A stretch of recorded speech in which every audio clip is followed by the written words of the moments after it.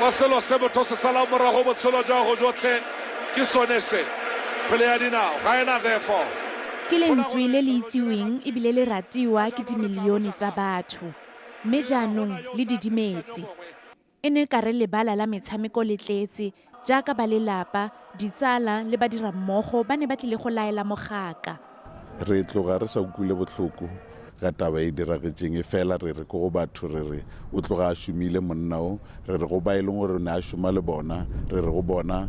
tsweleletsang pele mediro e ne a e dira bontsi ga bo dumele gore ga ba ne ba tlhola ba utlwa lentswe la gagwe o ne ka gale a rotloetsa bareetsi go tshela botshelo jo bo nang le bokao ebile e le motlhala mo go ba bangwe se leng gore motho tshwantse a se gopole gape ke lerato la gage mo sengwe le sengwe se ne a se dira ka nako ene go sa tlwaelega go phuthela bana ba basetsana ba dikolo di-sanitary pads o ne a dira jalo dingwaga di le 15 tse di fetileng o dirile jalo ngwaga o mongwe le o mongwe mo letsatsing la gagwe kgotsa mo kgweding ya gagwe ya matsalo ka motsheganong go ya go nna very difficult go latela legacy ya Cebo ka gore go bua boammaaruri Cebo a ka se nne le replica